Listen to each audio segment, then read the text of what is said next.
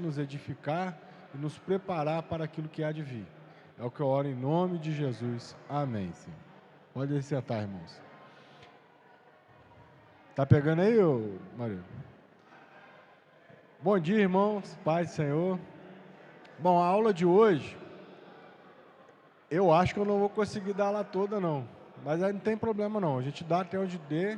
Se não conseguir dar o conteúdo todo, a gente continua na próxima aula. Quem quiser, não sei quem... Eu estou vendo que a irmã já está com a apostila é só pedir na secretaria ali embaixo, é R$10. Quem quiser ter ela em meio físico. Eu vou mandar em meio... em PDF também, no grupo que a gente vai montar aqui. Mas quem quiser em meio físico, né, é só encomendar ali na secretaria ali embaixo ali. Bom, vamos iniciar. Abra sua Bíblia no livro de Daniel, capítulo 7. Hoje nós vamos vamos tentar, né, estudar o capítulo 7 e o capítulo 2 de Daniel. Nós vamos começar pelo capítulo 7 e depois seguir para o capítulo 2. Os dois capítulos tratam do mesmo cenário, só que com detalhes diferentes. O capítulo 7 de Daniel, eu vou começar a ler aqui, os irmãos vão acompanhando aí na Bíblia de vocês. Diz assim o capítulo 7 do livro de Daniel. No primeiro ano de Beltesazar, rei da Babilônia. Bom, o primeiro adendo que eu quero fazer aqui é posicionar no tempo cronológico esse capítulo aqui.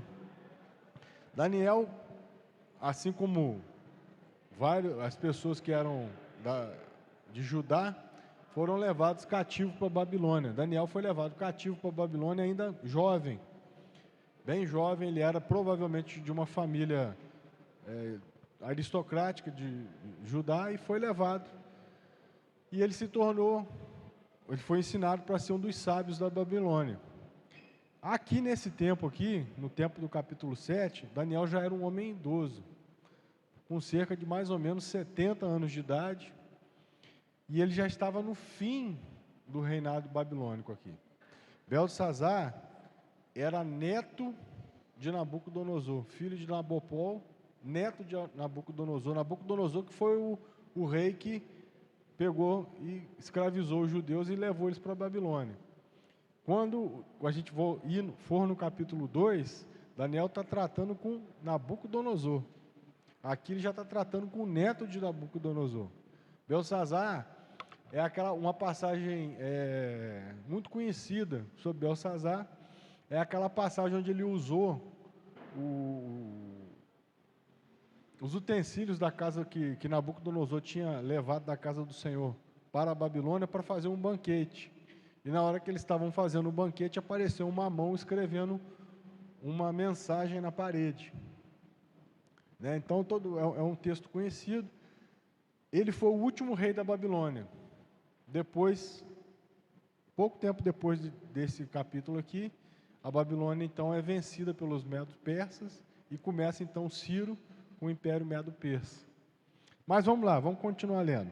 No primeiro ano de Beltesazar, rei da Babilônia, teve Daniel na sua cama um sonho e visões da sua cabeça. Escreveu logo o sonho e relatou a suma das coisas. Falou Daniel e disse: eu estava olhando na minha visão da noite, e eis que os 4 ventos do céu combatiam o mar grande. Bom, aqui, gente, lembra que nós, a última aula, nós falamos que o nosso estudo aqui é baseado na interpretação literal das Escrituras. Mas eu expliquei, os irmãos estavam aqui, os irmãos lembram, que eu expliquei o que seria essa interpretação literal. Não quer dizer que não exista figuras de linguagem, mas a gente precisa entender o que cada figura de linguagem diz. E existem algumas figuras de linguagem, algumas figuras que têm um significado específico quando nós falamos de escatologia. Uma delas é o que nós acabamos de ler aqui. Falou Daniel: eu estava olhando na minha visão da noite, e eis que os 4 ventos combatiam com o mar grande. Toda vez que você lê sobre escatologia, sobre ventos, 4 ventos, aquilo ali é um mover que está acontecendo da parte de Deus no mundo espiritual. E toda vez que você vê a figura de mar, o mar é referente ao poder político. Quer falar alguma coisa, Manu? Ó, a apostila então tem pronta a R$10 para pagar semana que vem, é isso? Vou deixar aqui então, quem quiser, pode pagar hoje ou pode pagar semana que vem, R$10. Depois eu queria vai ter chamada, não vai ter, mano? Então, e toda vez que a gente vê a figura do mar, passa aí. Obrigado. Tá. Toda vez que a gente vê a figura do mar, em se tratando de escatologia, a gente pega aqui comigo aqui, faz favor. Toda vez que a gente vê a figura do mar em se tratando de escatologia, tem a ver com o poder político. Lá em Apocalipse 3, nós vamos ver depois, em aulas posteriores, a gente vai ver que falando sobre a besta que emerge do mar, ou seja, do poder político, e a besta que emerge da terra. A terra significa o poder religioso, tá bom? Então vamos lá, então, só para a gente ficar atento aí na leitura. Continuando, e os 4 animais grandes e diferentes uns dos outros subiam da onde? Do mar. Ou seja, eles emergiam do poder político, do cenário político. O primeiro era como leão e tinha asas como de águia. Eu olhei até que lhe foram arrancadas as asas e foi levantado da terra e posto em pé como um homem e foi-lhe dado o coração de homem. Então, outra figura interessante, toda vez que a gente pegar um animal, quando a gente fala em escatologia, toda vez que você vê falando de um animal que se ergueu do mar, na verdade você está falando de um sistema político que está se erguendo, e o animal, quando ele dá as características do animal, ele está dando características deste império, deste sistema político. Então, o primeiro, ele era como leão, tinha asas como águia, aí ele olhou, o animal foi posto em pé como homem e foi arrancado as suas asas. E foi-lhe dado um coração de homem. Foi-lhe dado um coração de homem. Aqui, Daniel estava tendo a visão do próximo império que logo tomaria lugar na terra. Daniel vivia, gente, o Império Babilônico. O Império Babilônico dominava boa parte do mundo conhecido. Praticamente todo mundo conhecido por Daniel era dominado pelo Império Babilônico, no tempo que ele teve essa visão. Mas Deus mostra a ele em visão que se levantaria um outro reino após o reino babilônico. Este reino aqui, historicamente, toda essa visão que Daniel teve, gente, do capítulo 7, aqui relatada no capítulo 7, toda essa visão estava no futuro para Daniel. Mas boa parte desta visão está no passado para a gente. Porque já aconteceu. Para Daniel estava no futuro, mas para nós, 3 dos 4 reinos aqui já aconteceram. Então, o primeiro reino o reino do leão foi o Império Medo-Persa. Pouco tempo depois dessa visão, Babilônia caiu e o Império Medo-Persa passa a ser o Império Mundial da sua época. E ele tem essas características. Ele era como um animal forte, ele era um leão, ele domina e ele foi, o que fala as asas? Leão não tem asas, tá certo? Leão não tem asas. O que fala das asas? Fala quando você vê a figura de asa, que ele vai se expandir, que o animal que voa, ele consegue ir a grandes distâncias. Então ele se expandiu em grandes distâncias. Aí quando chegou um determinado momento, ele foi arrancado as asas, ou seja, a sua expansão vai parar por aqui. E foi exatamente o que aconteceu. Quando você olha a história, o Império Medo-Persa vem crescendo até ele chegou num muro que foi os gregos. Quando ele chega na Macedônia, dali ele não consegue passar. Ele virou uma barreira para eles. Eles tentaram por diversas vezes e não conseguiram passar da Grécia. Então foi quando as asas desse império foram arrancadas, mas ainda assim ele foi posto em pé e dominou sobre uma vasta área que vai desde a Turquia hoje em dia, indo até a fronteira do Egito e indo até o Paquistão.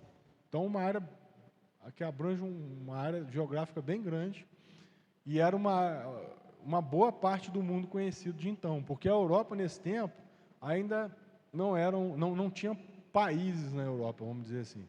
A Europa era muito pouco povoada por tribos isoladas. A América não se tinha nem conhecimento da América, e a África, abaixo do Egito, também era muito pouco conhecido.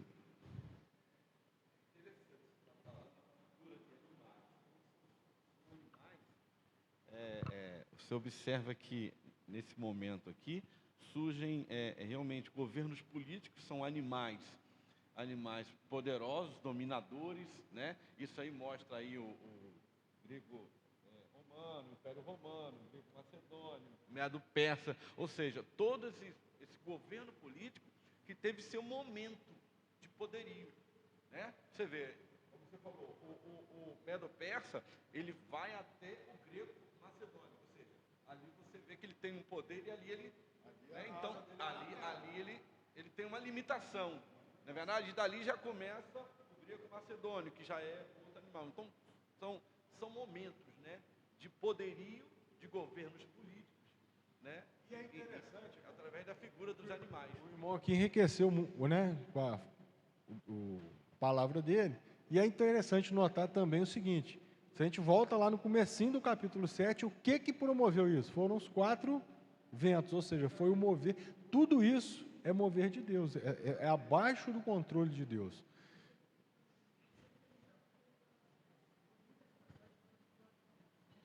Sim, quando você...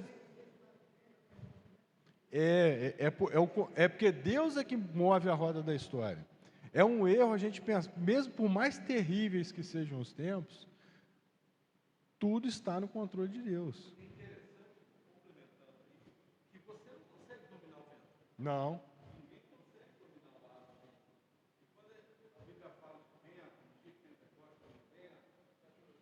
O próprio Espírito Santo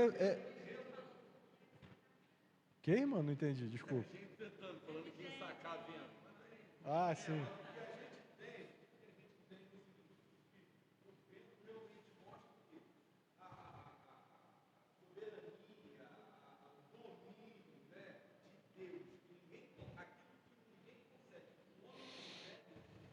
Então, tem uma figura que eu achei, outro dia eu vi o pastor Luciano Subirá falando nem era dele a palavra na verdade ele falou que era da Valnício Milhomes, que ele ouviu quando era adolescente. E é interessante, a gente tem a ideia, a gente às vezes superestima a capacidade do diabo, de Satanás, como se Satanás pudesse fazer muito. Na verdade, tudo que Satanás faz é não só com a permissão, ele inconscientemente está agindo para que os propósitos de Deus sejam cumpridos. Aí ele usou até uma figura muito interessante, que ele falou assim como a gente monta ratoeiras para pegar ratos, Deus monta sataneiras para pegar Satanás. Porque assim, Satanás acha que está sendo esperto pra caramba, não sei o quê, e no final das contas ele está fazendo exatamente o que Deus quer que ele faça. O que Deus manda. Não fazendo com a vontade consciente. Ele acha que não está fazendo, ele acha que está fazendo, que ele está indo contra Deus. Mas no final das contas, quando você vê o desenrolar da história, você vê que ele está fazendo exatamente o que Deus quer que ele faça. Eu vejo isso muito na questão quando Jesus veio, na primeira vinda de Cristo. Se Satanás realmente tivesse entendido as Escrituras, ele não ia deixar matar Jesus de jeito nenhum. De jeito nenhum, porque era ali que... E ele fez o quê? Instigou o povo a matar ele. Aí imagino que na hora que ele morreu lá na cruz, ele falou: ai, me dei bem, agora eu consegui vencer Deus. Mal sabia ele que na verdade é ali que ele estava cumprindo o propósito de Deus. E assim, durante toda a história. Assim, o importante é a gente entender, gente, às vezes quando a gente estuda Apocalipse, a gente vai estudar mais à frente um pouco, a gente chega, são coisas tão terríveis que vão acontecer, que a gente chega a ficar preocupado e com medo. Fala, como é que vai ser? Mas Deus não perde o controle. Tudo está no controle do Senhor. Continuando aqui, versículo... Então a gente falou do primeiro animal, que foi o Império Medo-Persa, certo? Vamos continuar. Agora nós vamos para o segundo animal, que é referente ao Império Grego-Macedônio, o Império de Alexandre o Grande, né, que é o urso. Ele fala assim, ó: continuei olhando, e eis que o segundo animal, semelhante a um urso, o qual se levantou de um lado, tendo na boca 3 costelas, entre os seus dentes, e foi-lhe dito assim: levanta-te e devora muita carne. Olha só que interessante, como é que Deus, isso aqui aconteceu, gente. Só um minutinho, tá? Isso aqui aconteceu séculos depois da visão de Daniel. Olha o que ele fala aqui, ó. Continuei olhando, e eis aqui um segundo animal semelhante a um urso, que se levantou de um lado. Preste atenção nisso, fala. Você falou aí que é o Império do Alexandre? O Alexandre não é o leopardo? Não, leopardo vai ser Roma. Você vai entender. Olha só, o que aconteceu? Logo assim, o primeiro império que apareceu logo depois do Império Babilônico foi Medo-Persa. Quem venceu o Império Medo-Persa foi o Greco-Macedônio, que foi de Alexandre o Grande. Olha que interessante os detalhes da profecia.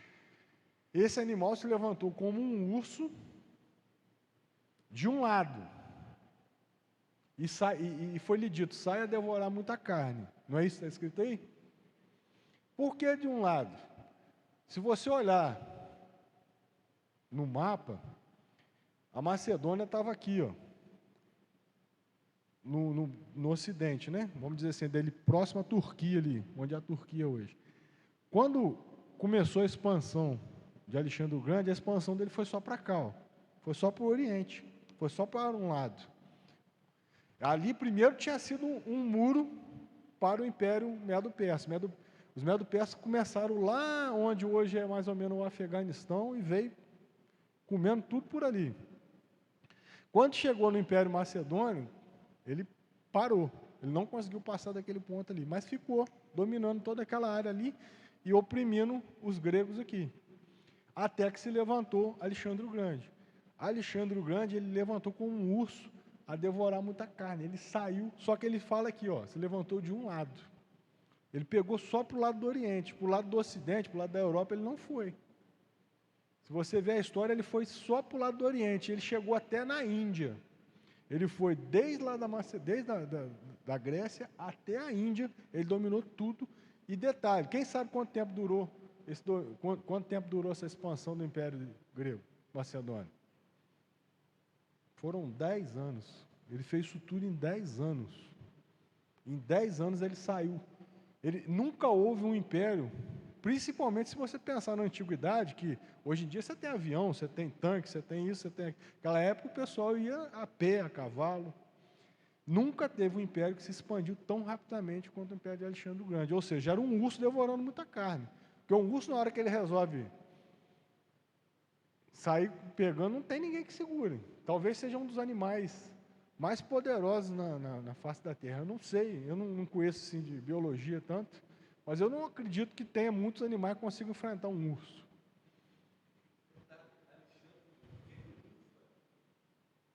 Grande, é um animal grande. Então, e ele saiu a devorar, dizendo que tinha até costelas, né? Ele estava mastigando costelas na boca. Então ele veio chegando, acabando com tudo. E em 10 anos, por que o império dele durou 10 anos? Por que em 10 anos acabou o império dele? Porque ele morreu sem herdeiro. Então ele fez uma expansão nunca vista na Terra, e logo depois ele veio a morrer e acabou o império dele. Quem quiser ter uma ideia do que eu estou falando, é só ver aquele filme Alexandre, um filme que deve ter mais ou menos uns 20 anos aí, mas é bem interessante, mostra bem o que foi o Império do Alexandre o Grande. Gente, qualquer pergunta que tiver, pode levantar a mão, perguntar, comentário, tá? Então, o que acontece? Só que tem um detalhe, olha só o que fala aqui, ó. Continuei olhando, e eis que o segundo animal, semelhante a um urso, o qual se levantou, de um lado, tendo a boca 3 costelas entre seus dentes, e foi-lhe dito: levanta-te e devora muita carne. Então, esse foi o macedônio. Depois, aí vamos para o próximo. Ó. Depois disto, eu continuei olhando, e eis que o outro, semelhante a um leopardo, e tinha 4 asas de ave nas suas costas. O que eu falei que a asa que foi arrancada lá? Expansão. Ele tinha 4. Né? Ó, perdi. 4 asas de ave nas suas costas. Tinha também este animal 4 cabeças. Esse é o único que tinha 4 cabeças. E foi-lhe dado o quê? Foi-lhe dado o quê? Domínio. Note que o urso não foi dado domínio, não falou sobre domínio no urso. Por quê? Porque a expansão dele foi absurdamente grande, mas ele não teve domínio. Ele não permaneceu dominando por muito tempo. Já esse aqui não. Esse aqui foi dado domínio. Esse foi um dos impérios mais longevos da história. O Império Romano começou. Isso aqui é sobre o Império Romano. Ele começou mais ou menos no ano de 170, 2 séculos antes de Cristo, e durou até o século V. Ele durou durante 700 anos, ele foi um império dominante na Terra. Não, foram vários reis, né? Porque o animal ele não é um rei. O animal ele é um império, é um sistema imperial. No caso do urso, né, por acaso teve poucos reis. Mas quando você está falando desse animal aqui, você não está falando de um rei. Você está falando de um reino, de um período, de um reino. Tá? Isso é importante também. Nós vamos perceber, na hora que a gente chegar no 4º animal, uma diferença sobre isso. Quando a Bíblia fala sobre esses animais se levantando no mar, ela não está falando de um rei, de uma pessoa. Ela está falando de um reino, de um sistema político que se estabeleceu.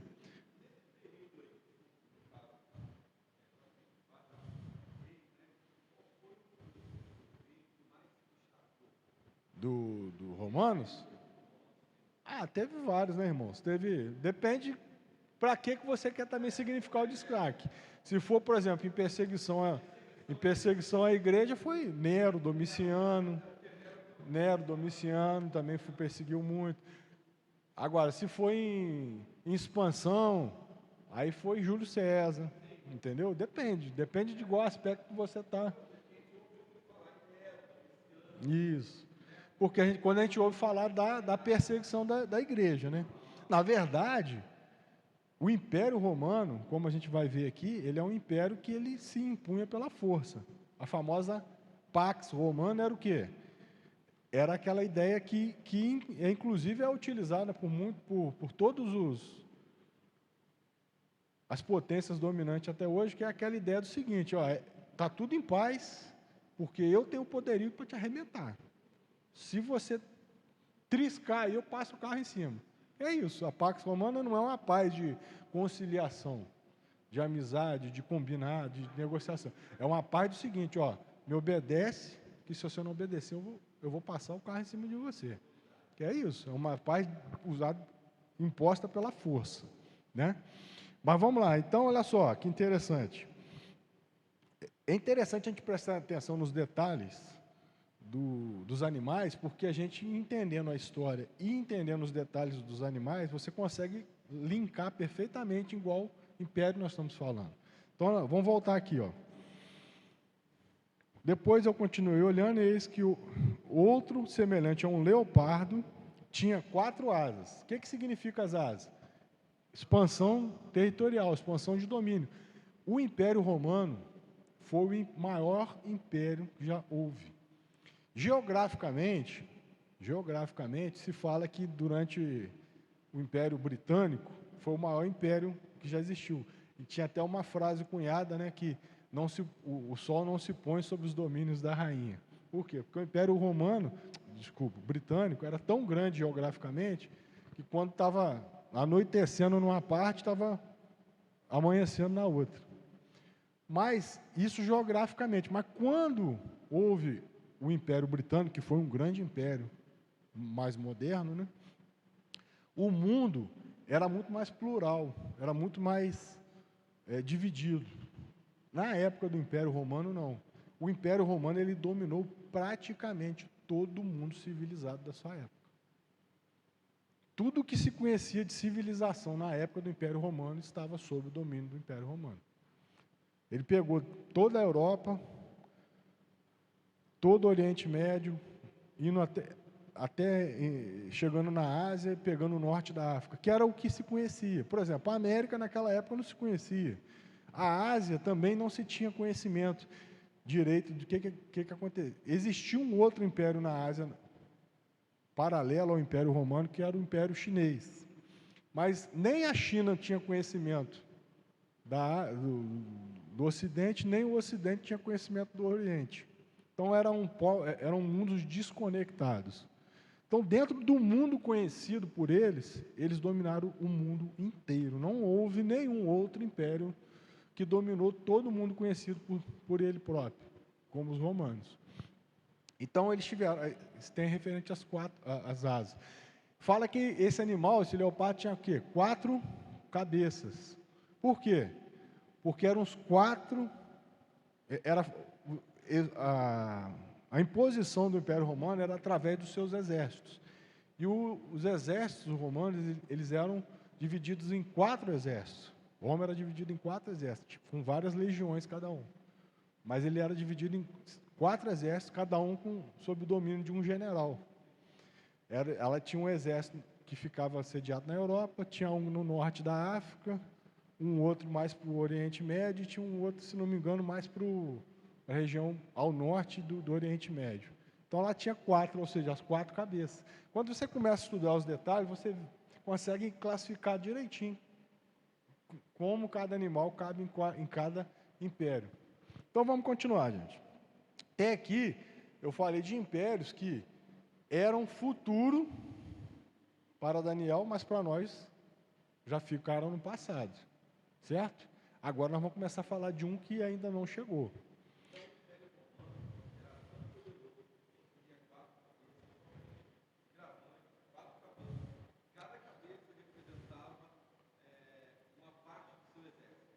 Na verdade, ele tinha 4 exércitos. 4 exércitos. Cada cabeça. E como ele impunha o seu domínio através da força, ele estava muito ligado ao seu poderio bélico.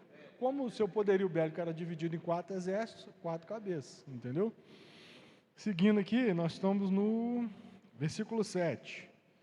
Depois disso, eu continuava olhando nas visões da noite, e eis aqui o 4º animal, terrível e espantoso, e muito forte, o qual tinha dentes grandes de ferro. Ele devorava e fazia em pedaços e pisava aos pés o que sobejava. Era diferente de todos os animais que apareceram antes dele. Então, olha só, primeira característica desse reino que vai se levantar. Ele é diferente de tudo que já veio. Ele é muito forte, ele é terrível. Ele não é um animal, você vê que ele não é um animal, ele é um animal diferente. E ele não é semelhante a nenhum reino já levantado. Aí, continuando, ó.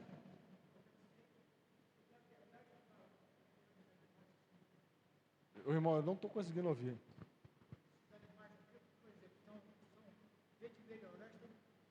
Cada vez pior. A cada animal que se levanta, a cada reino que se levanta, é pior, né? Então, vamos lá, versículo 7. Pisava, sobejava. Era diferente de todos os animais que apareceram antes dele. E tinha 10 pontas, talvez em algumas Bíblias, e tinha 10 chifres. Ou 10 pontas ou 10 chifres. Outra figura de Apocalipse que é importante, de escatologia, que é importante a gente entender. Toda vez que aparecer em escatologia a figura de uma ponta ou de um chifre, ele está falando de um governo, de um governante. Então, quando ele fala em 10 pontas, ele está falando de 10 governos. Então, olha só, esse animal, o animal é o sistema político. A ponta são os reinos ou países ou governantes que fazem parte deste sistema político. Então, ele vai ser um sistema político terrível, etc., etc., que vai ser composto originalmente através de 10 governos. 10 governos ou 10 governantes. Ou seja, vai ser uma confederação de nações. Não, esse ainda vai aparecer. Esse ainda vai aparecer. Nós vamos ver mais um pouquinho na frente na aula aqui que esse reino aí é o único, esse animal é o que ainda não se levantou. Esse animal aí, esse reino aí é o reino do anticristo. Esse é o que ainda vai aparecer. Esse ainda não apareceu não. Do anticristo. Nós vamos ver, olha só, seguindo aqui, ó. Então tinha 10 pontas, certo? Versículo 8. Estando eu considerando as pontas, ou seja, aqueles 10 governantes, eis que entre elas subiu uma outra ponta pequena, ou seja, ele estava olhando para os 10 chifres, apareceu um chifre menor. Cadê? Ó, diante da qual 3 pontas primeiras foram arrancadas, e eis que nesta ponta havia olhos, como olhos de homem, e uma boca que falava grandiosamente. Agora vocês vão me responder. Você. Quem que é essa ponta? Quem que é esse chifre? Eu falei que os chifres significam governos. Esse reino, esse sistema político, era amparado em 10 chifres. Aí aparece um chifre pequeno, que derruba 3 dos chifres anteriores, 3 dos governos anteriores, e ele tinha olhos de homem e falava blasfêmias. Quem que é esse aí? Muito bem, meu amigo, é o anticristo. Essa ponta pequena aqui é o anticristo. Então, o que acontece?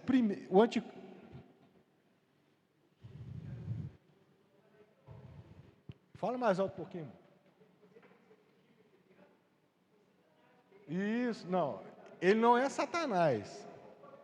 Ele não é Satanás. O anticristo, gente, a gente precisa entender isso também.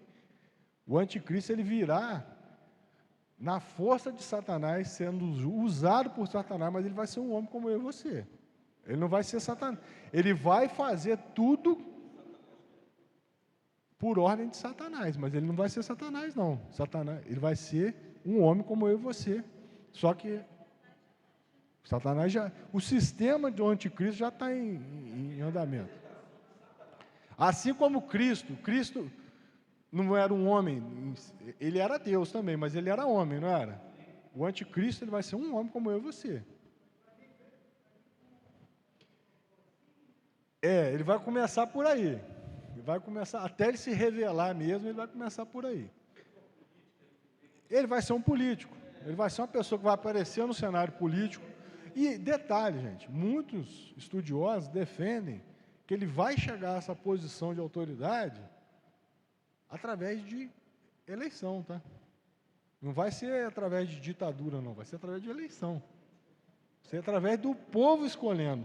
Depois ele vai se revelar um ditador, mas ele vai chegar lá como eleição, mas como democracia. Assim, a Bíblia não deixa claro como vai acontecer isso, mas muitos estudiosos acreditam que ele vai chegar lá por escolha da maioria de pessoas, tá certo? Mas isso é um assunto para as próximas aulas, vamos para agora.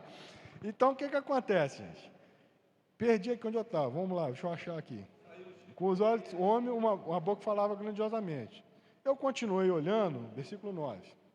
Eu continuei olhando, até que foram postos uns tronos, e um ancião de dia se assentou. E o seu vestido era branco como a neve, e o cabelo da sua cabeça como uma limpa lã. E o seu trono, chamas de fogo, e as rodas dele, fogo ardente. Um rio de fogo manava e saía de diante dele. Milhares de milhares o serviam. Milhões de milhões estavam assistindo diante dele. Assentou-se em juízo, abriu-se os livros. Quem que é essa figura aqui, gente? É isso que eu quero fazer. Eu quero fazer vocês interpretarem a Bíblia. Quem que é essa figura aqui? Quem que é um ancião de dias que vai chegar e vai julgar, ou seja, mas ele vai chegar quando? É Jesus. E quando que ele chegou? Quando o chifre pequeno está lá, ó, falando blasfêmias, etc. Então ele vai chegar no período do governo do anticristo. Não combina com o resto da Bíblia, gente? Não, o chifre pequeno é anticristo. Por que? Outra coisa que eu ia falar que eu esqueci. Por que que quando fala dos 10 chifres, fala do chifre, e por que quando fala do anticristo, fala do chifre pequeno? Por que eles chamam de pequeno se ele vai governar sobre todos os outros? Por que ele é o pequeno?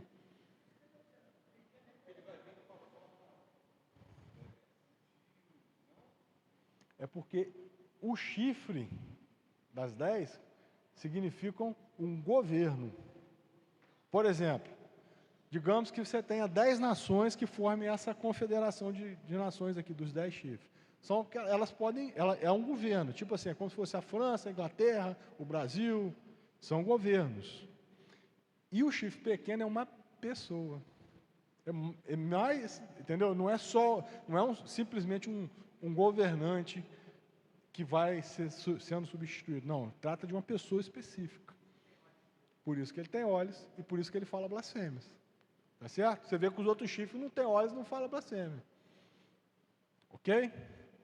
Então vamos lá. Aí chega, no tempo desse chifre pequeno, chega um ancião de dias. Para quê? Para fazer o quê? Nós lemos aqui. O que ele veio fazer? Ó, gente, põe o telefone de novo aí que eu vou fazer a bendita do grupo, que as meninas não conseguiram fazer, eu vou fazer, tá? Vocês anotam o telefone que eu vou fazer um grupo de zap para mandar apostila, essas coisas aí. Por quê, gente? Para que esse ancião de dias aí? O que ele veio fazer? O que o ancião de dias veio fazer? Que era o ancião de dias Jesus, né? O que ele veio julgar? Veio pôr fim àquela situação.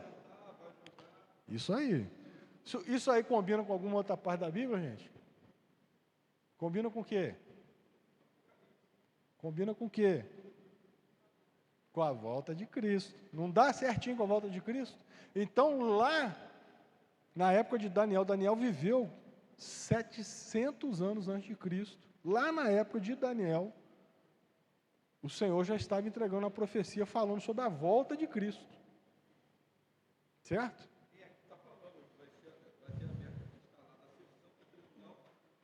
Ou seja, o tribunal de Cristo. Então a gente consegue linkar, quando a gente começa a estudar com a visão correta, você começa a linkar todos os textos bíblicos, você vê que está tudo concordando. Então eu parei no 10, 11. Então estive olhando por causa da voz das grandes palavras que provinham da ponta. Que ponta que é essa aqui, gente?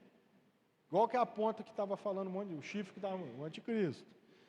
Estive olhando até que o animal foi morto. Que animal que foi morto?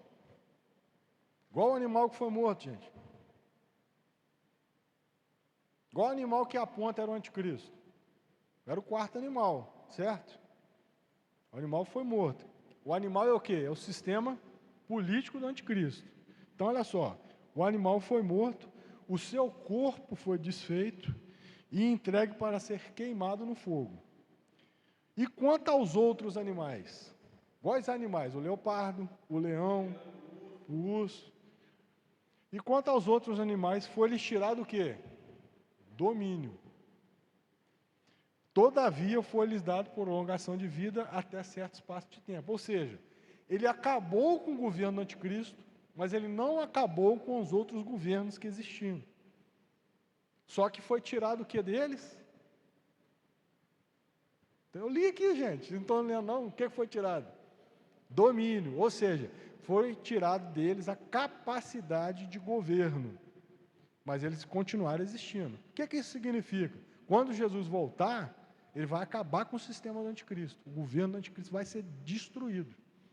Mas vai continuar existindo a França, o Brasil, os Estados Unidos, Israel. Todos os outros governos que hoje existem e estiverem existindo naquela época, vão continuar existindo. Só que eles vão perder o domínio. Aí você fala, mas peraí, perder o domínio por quê? Vamos continuar lendo.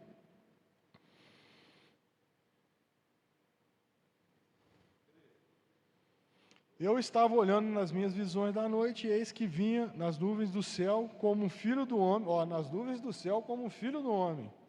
E dirigiu-se ao ancião de dias e o fizeram chegar até ele. E foi-lhe dado domínio e a honra e o reino para todos os povos, nações e línguas o servissem. E o seu domínio é um domínio eterno, que não passará. E o seu reino, o único que não será destruído. Gente, quem que é esse filho do homem que veio nas nuvens? Jesus. E o que ele recebeu? Ou seja, ele recebeu domínio eterno, ou seja, e foi-lhe dado domínio, a honra e o reino de todos os povos. Ou seja, o Brasil vai continuar existindo? Vai. Só que quem que vai ser o governo, quem que vai ser o rei do Brasil? Cristo. Os Estados Unidos vai existir? Vai. Mas quem que vai governar nos Estados Unidos? Cristo. A Jamaica vai existir? Vai. Mas quem vai governar na Jamaica? Cristo. Ou seja, o domínio de todos os povos passarão para Jesus. O mundo inteiro. Nós vamos ver mais à frente, não hoje, nós vamos chegar nesse dia, que Jesus vai governar toda a terra a partir, sabe de onde? De Jerusalém. Então, nós vamos ver isso mais para frente, tá? Não é sobre todos os reis da terra.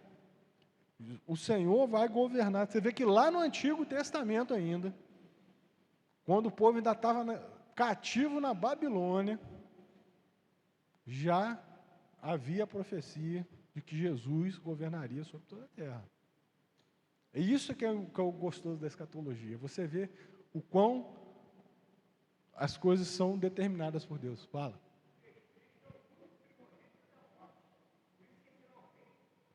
Exatamente, ele é o rei dos reis, a ele será dado todo o domínio, e esse domínio será o quê?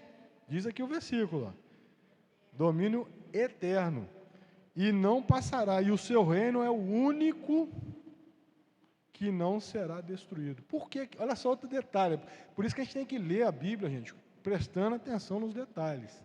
Ele fala o quê? Primeiro ele fala o seguinte, olha, ele vai vir, todos os reinos, os animais, tirando o sistema do anticristo que vai ser destruído, todos os animais vão continuar existindo, vai ter sua vida prolongada por um tempo. E aqui ele fala aqui, esse reino de Jesus vai ser o único que não será destruído. Isso significa o quê? Que em algum momento, esses outros reinos que sobraram, esses outros animais que sobraram, o Brasil, os Estados Unidos, a China, vão acabar. Quando que vai acontecer isso, escatologicamente falando? Após o milênio, com a introdução do reino eterno, que é um assunto mais para frente. Eu só estou dando palhinha para a gente ir linkando na hora que chegar lá. Então, o que acontece? Durante um tempo que é o milênio, esse prolongamento da vida dos outros reinos vai ser o período do milênio. No período do milênio, todos os reinos terrestres vão continuar existindo, só que servindo ao Senhor e a Israel. Após o milênio, não vai mais existir. Brasil, Israel, China, Estados Unidos vão ser um novo reino. Vai ser o reino do Senhor Jesus, que esse é o único, como está dizendo aqui, que não vai ser destruído. Tá certo? Aí, eu vou pular um pouquinho os versículos aqui, Aí ele vem e pergunta assim, quanto a mim, Daniel, o meu espírito foi abatido dentro do meu corpo. As visões da minha cabeça me espantavam. Eu cheguei a um dos que estavam perto e pedi-lhe a verdade acerca de tudo isso. E ele me disse, ele me fez saber a interpretação das coisas. Estes grandes animais são quatro reis que se levantarão sobre a terra, mas os santos do Altíssimo receberão o reino e possuirão o reino todo sempre, de eternidade em eternidade. Aí mais na frente, ele pergunta assim, que horas são? Não vai dar tempo de eu dar outra parte da lição hoje. Então, vamos focar nessa daqui. Aí, semana que vem, eu dou a parte 2 da parte 1, que é esse aqui. Então, tive o desejo de conhecer a verdade a respeito do quarto animal, que era diferente de todos os outros, muito terrível, cujos dentes eram de ferro, e as suas unhas de metal, e que devorava e fazia em pedaços, e pisava aos pés o que sobrava. E também das 10 pontas que tinham na cabeça, e da outra que subia, diante do qual caíram 3. Daquela ponta, digo, que tinha olhos e uma boca que falava grandiosamente, e cujo parecer era mais firme do que o das suas companheiras. Versículo 21. Eu olhava, e eis que a ponta fazia o quê? Guerra contra quem? Então, olha só. Quem que é essa ponta que ele está falando aqui, gente? A ponta que falava blasfêmias, que tinha olhos, é o anticristo. O anticristo. E ele fazia guerra contra quem? Os santos. Quem são os santos? Nós, a igreja, e tem um outro, nesse contexto principalmente aqui, tem um outro povo que cabe ali, Israel. Ele fazia guerra contra os santos e mais. O que ele fazia? Ele não só fazia guerra, ele os vencia. Ele os vencia. Até que veio o ancião de dias e foi dado juízo aos santos do Altíssimo, e chegou o tempo em que seus santos possuíam o reino. Ou seja, esse povo que ele estava fazendo guerra contra, só foi salvo porque Jesus voltou e pôs fim à bagunça. E detalhe, esse reino que foi estabelecido, olha só como é que é interessante, gente. Esse reino que foi estabelecido na vinda de Cristo, que vai ser estabelecido na vinda de Cristo, até que veio o ancião de dias, foi dado o juízo aos santos do Altíssimo, e chegou o tempo em que os santos possuíram o quê? O reino. Quem vai possuir esse reino, quem vai governar no reino de Cristo, somos nós, somos os santos. Cada um de nós vamos ter uma função lá. Vamos ter uma função. Um vai ser desde o mais alto até o mais baixo. Mas todos nós vamos ter uma função. E detalhe, gente, vai ser um governo perfeito. Vai ser o governo de Cristo na terra, nós vamos ser seus representantes. E por que vai ser um governo perfeito? Além de... Não será destruído, mas por que ele vai ser perfeito? Porque nós seremos incorruptíveis. Nós já teremos no nosso corpos transformados. Perfeito. Então a gente não vai errar. A gente vai fazer tudo conforme o Senhor quer. Vai ser um governo perfeito porque vai ser feito por pessoas perfeitas. Entendeu? Detalhe, vou dar uma palhinha para vocês ficarem curiosos para as próximas aulas. Por exemplo, Jesus, a estrutura desse reino vai ser o seguinte: Jesus vai governar a terra inteira a partir de Israel. Mas cada nação vai ter um subgovernante que vai estar abaixo de Jesus, mas vai estar governando aquela região. Sabe quem que vai governar Israel nesse tempo? Abaixo de Jesus, sabe quem vai governar Israel? Israel. A Bíblia não fala quem vai governar o Brasil, nem quem vai governar os Estados Unidos, nem quem vai governar a França, mas ela fala quem vai governar Israel nesse tempo. Sabe quem? Alguém arrisca aí? Davi. Davi vai ter ressuscitado, vai estar num corpo glorificado, e ele vai passar a governar Israel de novo. Abaixo de Jesus, sob as ordens de Jesus. Mas ele vai governar Israel de novo.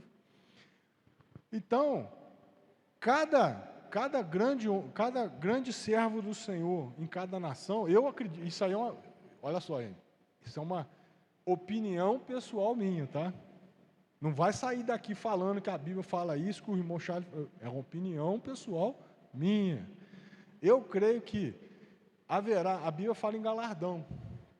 Certo? A Bíblia fala em galardão. Conforme... O que a Bíblia fala? Foste fiel no pouco, sobre o muito te colocarei. Quem que eu creio que vai ser, por exemplo, o governante do Brasil, nesse tempo? Vai ser algum servo de Deus que foi fiel a ele grandiosamente, que é brasileiro, e ele vai falar assim, você está apto para governar o Brasil. Aí um cara que foi também um grande servo de Deus, uma pessoa que foi um grande servo de Deus, mas não tanto quanto esse, fala assim, você vai governar o Rio de Janeiro, ou vai governar São Paulo, ou vai governar... Aí vai descendo para prefeito, até chegar no burocrata que vai ser eu lá, assinando, ó, o que você está precisando? Não, deixa eu assinar aqui.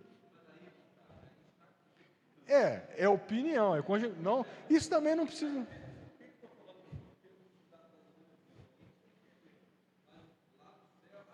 Não, mas aí nós não estamos no céu ainda não. Não, mas isso aí nós não estamos no céu ainda não, gente. Nós estamos aqui na terra, o governo vai ser aqui. Nós estamos no milênio. Isso não é o governo eterno, não.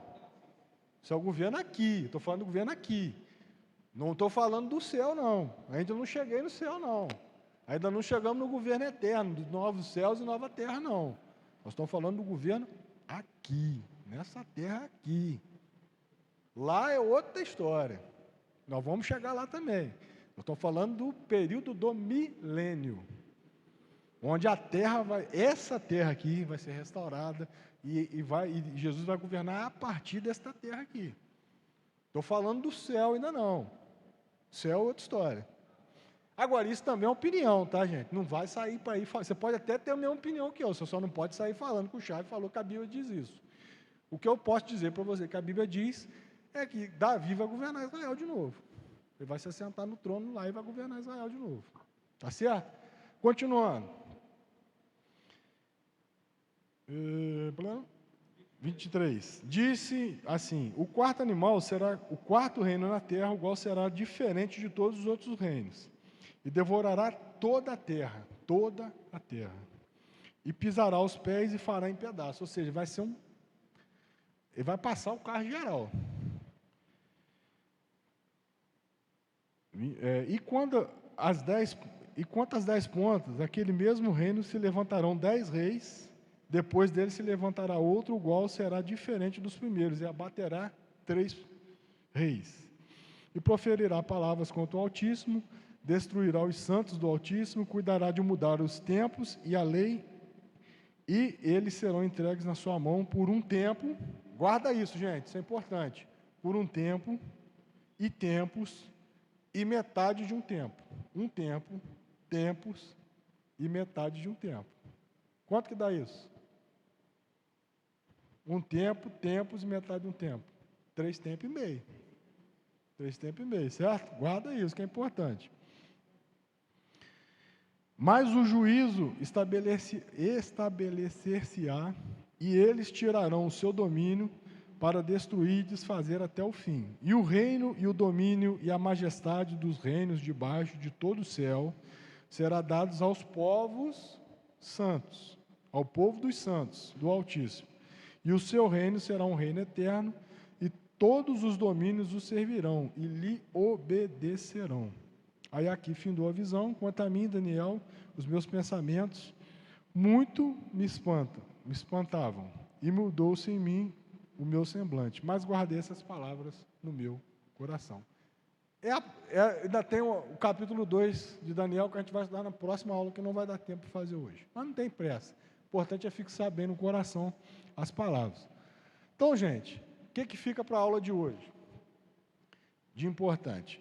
A gente entender que Daniel recebeu uma visão que haveriam 4 animais, 4 reinos. Esses animais representam reinos que se levantariam sobre a terra com um propósito específico do Senhor encadear os acontecimentos para que o fim chegasse. Tá? Você vê que em todos esses animais que se levantam, todos esses reinos, tudo isso, por mais que a gente possa pensar que o inimigo tem poder, estão agindo, etc. e tal, ele está dentro do propósito de Deus, ele foi determinado pelo Senhor. E isso é o tal da sataneira, né? Satanás pode até achar que está fazendo o que ele quer, mas na verdade ele está andando na sataneira de Deus ali, para Deus chegar lá no final e glampear ele. É importante a gente entender algumas figuras que são recorrentes no estudo da escatologia. Chifre, vento, mar, tudo a gente vai falar daqui. Animal que se levanta. A gente vai ver lá em Apocalipse depois, de um animal. A gente vai ver o relato de Apocalipse sobre esse quarto animal aqui, falando que é um animal que se levanta do mar e vai ver falando de uma besta que se levanta do mar, e vai ver também falando da besta que se levanta da terra. Já comentei aqui. Quando você fala em terra, você está falando no aspecto religioso e espiritual. Então, junto com a besta que se ergue, junto com esse sistema político que vai se levantar, do anticristo, que vai ser o cabeçado pelo anticristo, vai se levantar um sistema religioso que vai apontar e apoiar o governo do anticristo. Esse camarada, o líder desse sistema religioso, vai ser o falso profeta. Às vezes a gente confunde a figura do anticristo com o falso profeta. Não, são duas pessoas diferentes.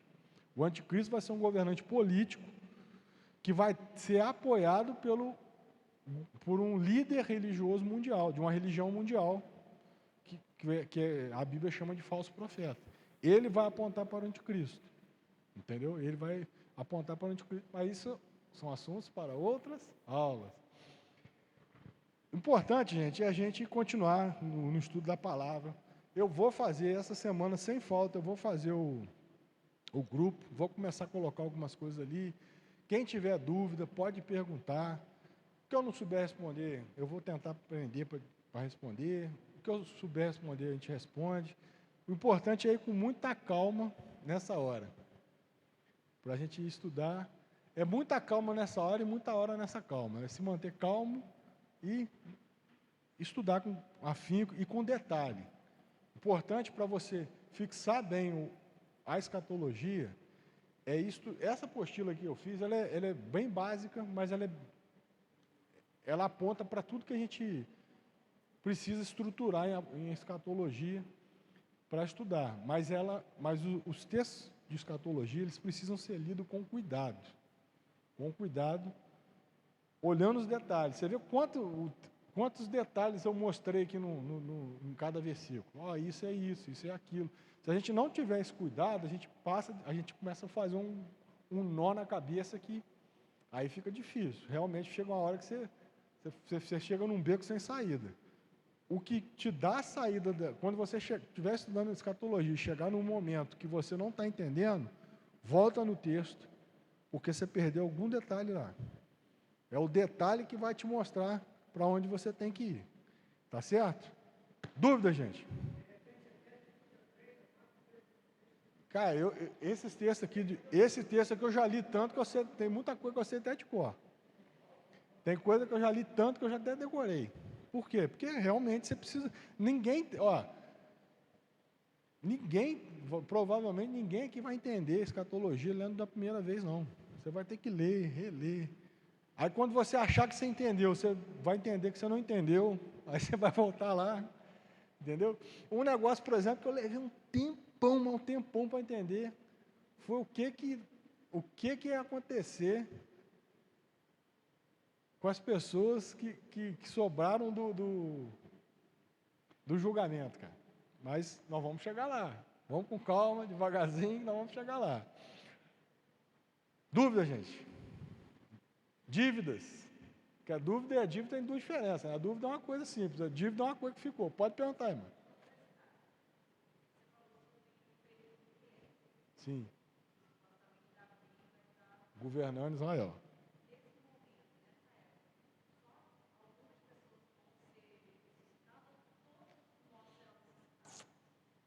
Esse é um assunto para as próximas aulas. Mas, eu vou dar uma palhinha. O que acontece? Vou dar uma palhinha aqui, mas ela perguntou o seguinte: quando houver o milênio, vai todo mundo ser ressuscitado? Ou vai ter... O que acontece? A Bíblia fala em duas ressurreições. Fala da primeira ressurreição e da segunda ressurreição. A primeira ressurreição é para quem? Para quem, gente? Para os salvos, para os santos. E a segunda ressurreição é para quem? É para quem está condenado. Nesse momento do milênio, a primeira ressurreição já aconteceu. Que a primeira ressurreição ocorre quando Cristo volta à terra. Cristo já voltou. A segunda ressurreição, ela se dá depois do milênio. Aí eu sei que se você, como boa aluna e aplicada, vai ler os textos, vai ler a apostila que você já pegou e tal, você vai chegar, provavelmente com uma pergunta para mim na próxima aula, falar assim, mas e esse povo que não morreu?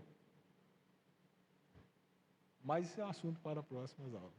Eu quero deixar mesmo um gostinho na boca de vocês, para poder vocês virem mesmo, vocês estarem aqui nas próximas aulas e a gente encher essa igreja aqui, para poder dar aula, porque é importante, tá certo?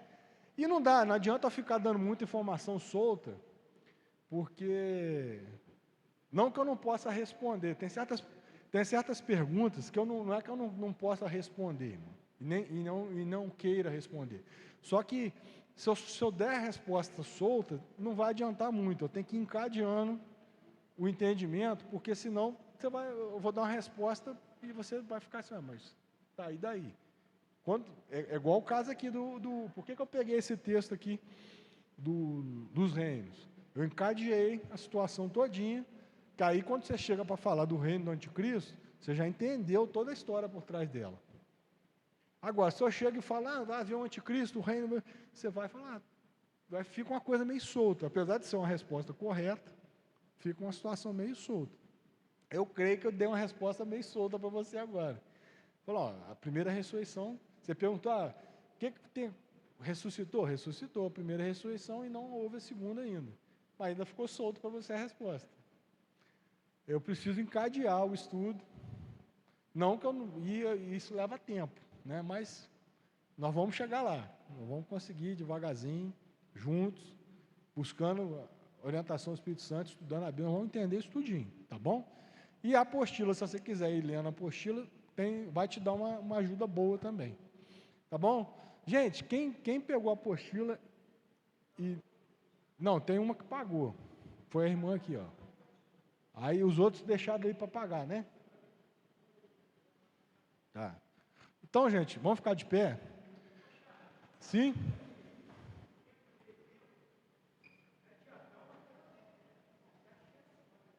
Jadão até?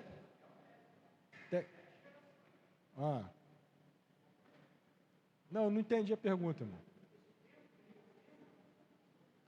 Não. Esse tempo, um tempo, 2 tempos, metade de um tempo, não tem a ver com isso, não. Nós vamos ver nas próximas... Quando a gente chegar nessa aula aqui, ó, quando a gente chegar na aula da profecia das 70 semanas, por isso que eu falei para guardar. Quando a gente chegar na profecia das 70 semanas de Daniel, você vai entender por que é esse tempo, 2 tempos e metade de um tempo. Não tem nada a ver com esse começo da história bíblica, não. Não, é outra situação. Nós vamos entender, eu falei aqui no finalzinho, falou, um tempo, tempos e metade de um tempo. Eu falo, guarda isso, 3 tempos e meio. Por quê? Quando a gente chegar na parte 3, que é essa aqui, ó, que é as 70 semanas de Daniel, vai fazer todo sentido esse tempo, 2 tempos e metade de um tempo. Vocês vão ver que vai fazer todo sentido. Só que agora, para eu explicar isso com calma, eu teria que dar a lição inteira, entendeu? Então, não dá. Pegou direitinho, gente? Olha só. Não é para vocês não virem à aula. Até mesmo porque vindo à aula é que a gente interage, a gente pode tirar dúvida. Mas a aula passada já está no canal da igreja no YouTube.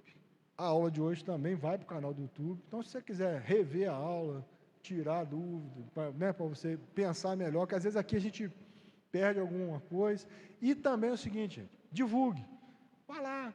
Olha, não é para eu não quero ficar famoso, não. Eu quero é que a palavra seja divulgada. Então, você pega, compartilha, convida alguém para participar da aula. Alguém que às vezes não mora aqui, que não tem como vir, mora longe, mas o YouTube chega lá onde ela está. Então, manda a aula para eles.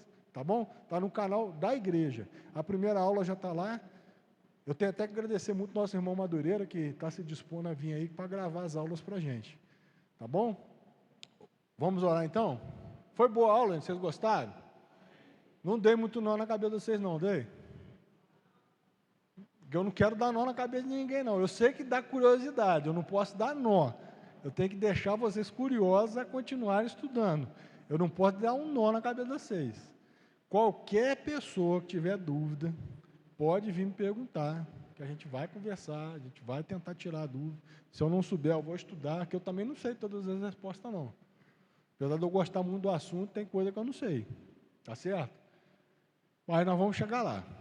Isso aqui, gente, é um curso básico de escatologia.